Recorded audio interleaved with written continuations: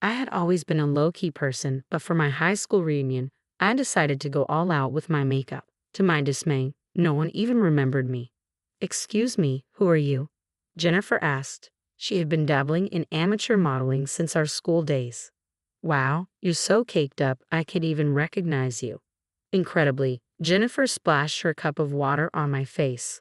With my makeup ruined, I suddenly felt exposed, as if a spell had been broken. Just then, I heard murmurs from my classmates.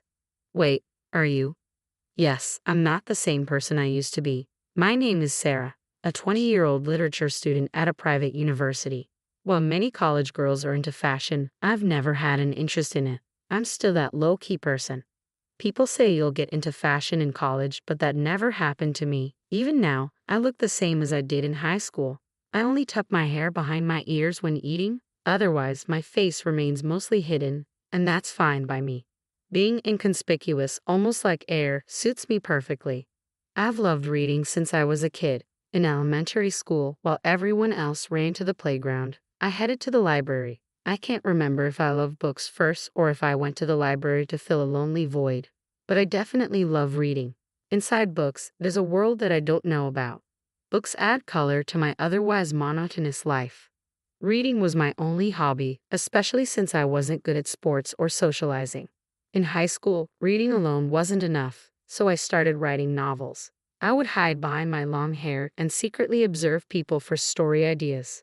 In my world, exciting things were always happening, things I would never experience.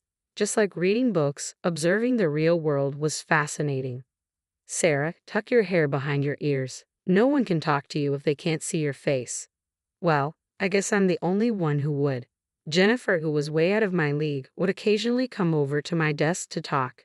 She was an amateur model known as the rich high schooler. I never understood why Jennifer picked on me, but she wasn't bullying me, just teasing. She was indeed pretty and wore high-end brands, but she never became material for my novels, so I ignored her. My hobby of writing novels, which began in high school, continues to this day, and I even post my works online. One day after college, I dashed off to a publishing house in Boston. The scenery from this unusual train ride seemed more vivid than ever. Oh man, I'm so nervous. For the past week, my heart has been racing, and it's all I can do to keep my composure. My heart is pounding, and it's reaching its peak now. "Next, please." "Nice to meet you. I've been a fan of Miss Williams since middle school." I poured my feelings into those words, probably speaking more openly than I ever had before. By the way, Miss Williams is the author Emily Williams, whom I adore. Today, her new book launch event is happening at this publishing house. "You have a way with words, dear. Thank you for loving my work so much. Keep challenging yourself to broaden your horizons," Miss Williams said, signing her new book for me. As I walked away, still on cloud nine, a man near the entrance of the publishing house stopped me. Little did I know that this encounter would change my life. He handed me a special makeup set, and oddly enough, it sparked an interest in makeup, something I had never cared about before. From then on, I started waking up a little earlier to do my makeup before going to college. It's strange, when I put on makeup, my face naturally brightens and my perspective broadens. I realize that the world, which I thought was always the same, actually changes from moment to moment. Makeup isn't just about looking good, it's more than that. One day, as I was enjoying this newfound joy and curiosity, I found an invitation to my high school reunion in the mail. A reunion, huh? The old me would have sighed and wavered over whether to attend, but now I felt a slight urge to go. Inspired by Miss Williams's encouragement to keep challenging myself, I decided to attend. On the day of the reunion, I opened the makeup set and discovered an array of eyeshadows, lipsticks, and blushes I had never used before. Should I go a bit more glamorous for the reunion? I selected some bold colors I usually wouldn't dare try. Before I knew it, I had applied heavy makeup, looking more like a stage actress than my usual self. Well, no one will remember my face anyway, I thought, slipping into a new dress I had bought for the occasion. Technically, you need my agency's permission to take a photo with me, but I'll let it slide today, someone said.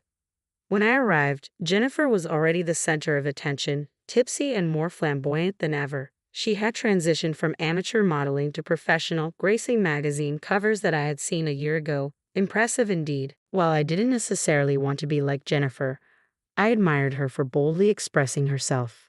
As for me, people who passed by barely acknowledged me, clearly not remembering who I was. I guess that's to be expected, I thought. Why would they remember someone they never spoke to? It's a predictable reaction. I felt a pang of sadness. Excuse me, who are you?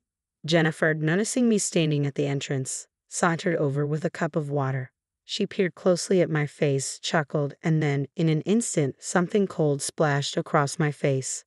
Hey, what are you doing? In a blink, I was soaked. Jennifer had tossed water from her cup onto me. The room fell silent. I can't even recognize you with all that overdone makeup. Jennifer's voice rang out, unbothered by the reactions around her. She showed me the empty cup with a laugh. What just happened? It's so cold. What does my face look like now? I dabbed at my face with a handkerchief only to see it smeared with makeup. So my makeup is ruined? I suddenly felt exposed as if a spell had been lifted. Then I heard murmurs from my classmates. Hey, haven't we seen her on TV? Wait, are you related to Tommy Haywood? Before I knew it, a crowd had gathered around me. Jennifer looked even more surprised and at a loss for words. You see, I had recently made my TV debut.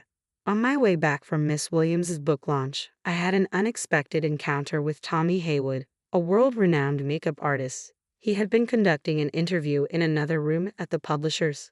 Tommy Haywood's show is a top-rated program in the beauty genre, and even I, despite knowing little about beauty, had heard of him. When he approached me near the entrance after the event, I was stunned. I'm borrowing her, he said, grabbing my arm and leading me to an empty conference room, unfazed by my surprise. Don't worry, I'll give you a makeover. Tommy Haywood seated me, removed his glasses, and transformed my look in just a few minutes. Finally, he styled my hair. Take a look. I was stunned when I gazed into the hand mirror he handed me. Wow, I look beautiful. Even the staff from the publishing house were taken aback by my transformation. How about becoming my exclusive model? What? Exclusive model? I instinctively shook my head at the unexpected offer. Why not? Meeting you here today is fate. I'm so proud of how stunning you look with my makeup. Let's inspire women around the world together. I was grateful for the incredible makeover and thrilled to meet someone so renowned, but the idea of standing out made me uneasy. I've always lived my life avoiding the spotlight and I'm comfortable that way. Sensing my hesitation, Tommy Haywood slowly shook his head. You should believe in your potential and have the courage to step into the wider world. Think about it. With that, he gave me his contact information and a custom makeup set. That's the makeup set I'm using now. For days afterward, Tommy Haywood's words lingered in my mind. Not just him, but Miss Williams had also encouraged me to broaden my horizons and embrace new challenges. Maybe it was time to give it a try. I made up my mind and called Tommy Haywood. From that moment on, I entrusted everything to him. One thing led to another, and I became a regular model on Tommy Haywood's show. On the show, I revealed my bare face and underwent a stunning transformation thanks to his expertise. It seemed that someone here had seen that episode. Oh, it's Sarah, you're Tommy Haywood's exclusive model. That's amazing. Tell us your story. My classmates began to crowd around me, eager to hear more. I have a better modeling career than you. Jennifer's voice, dripping with resentment, cut through the excitement. She glared at us from the edge of the group. My classmates who had witnessed Jennifer splash water on me exchanged looks of disdain. You should thank me. I'm the one who took off your overdone makeup so people could actually recognize you. Jennifer showed no sign of remorse. That's when Robert, the class heartthrob, stepped in front of her, brandishing his phone. Jennifer, you're so predictable. Most of your Instagram photos are stock images, aren't they? What are you talking about, Robert? That's not true. Well, the American store you posted about recently has been under renovation for months, and someone saw you in Boston just a few hours before you claimed to be in Paris. Robert continued to press Jennifer, who was visibly flustered. You're not actually getting any modeling gigs, are you? That's really mean. Jennifer, clearly shaken, couldn't handle the cold stares from our classmates and stormed out of the room. Lies have a way of catching up to you, one classmate murmured. Later, I heard that many classmates had been following Jennifer's Instagram and were growing weary of her fake posts. Sarah, you dropped this earlier. Robert handed me Miss Williams's book, which had fallen out of my bag when Jennifer splashed water on me. Thank you. After that, I ended up talking more with my classmates than I had in all 3 years of high school. Engaging with the people around me wasn't as difficult as I had imagined. Everyone has their own thoughts, ways of living, and uncertainties. I knew this, of course, but hearing it firsthand was different from reading about it in a book. I'm glad I attended the reunion and truly grateful I found the courage to go. As for Jennifer, I heard she was let go from her modeling agency. A video of her splashing water on me at the reunion had gone viral, leading to a public backlash. Social media can be unforgiving. While I questioned the person who posted the video, I hope Jennifer learns to live authentically and without deception. 3 years have passed since then. Sarah, could you come over now? The call led me back to the publishing house where 3 years ago I first met Tommy Haywood and spoke with Miss Williams. That day, in this very place, my life changed dramatically. Lost in thought, I heard a voice behind me. Are you Miss Sarah, the writer? Yes, that's me. Your novel is going to be published. You're making your debut as a novelist. Really? I was so surprised that I kept asking for confirmation. Since gaining confidence, I had been submitting my novels to the publishing house. One of them had caught the attention of the higher-ups, and now it's going to be a book. From now on, you'll be a beauty expert and a writer. You'll be quite busy. We'll schedule a meeting for next week. Looking forward to working with you, Miss Sarah. Likewise, thank you. Being called a writer still feels a bit surreal. Will I ever get used to it? Probably not. I remind myself never to forget where I started. As I stepped outside, the warm glow of the sunset wrapped around me. The building housing the publishing company was also bathed in the colors of the setting sun. This place holds a special significance for me. I'm grateful I took that courageous step back then. Otherwise, I might still be hiding behind my hair, confined to a limited world. I wouldn't have been able to witness this beautiful view or be part of the exciting things unfolding around me. Books remain my cherished companions, but now I want to write stories that inspire those who, like me, need a bit of courage. Facing the setting sun, I made that resolution. Good morning. Good morning. I hope we find a great venue today. Yeah. Today, I'm out venue hunting for our wedding with the man who recently proposed to me, Robert, whom I reconnected with at the reunion 3 years ago. He's the one who picked up the book I had dropped. Since then, we've stayed in touch and discovered a shared love for reading, especially Miss Williams's books. Robert, once the class heartthrob, turned out to be someone I truly connect with. Being with him makes my heart race, the world around me seems brighter, and I feel completely at ease. New emotions are stirring within me. Found another idea for a novel, haven't you?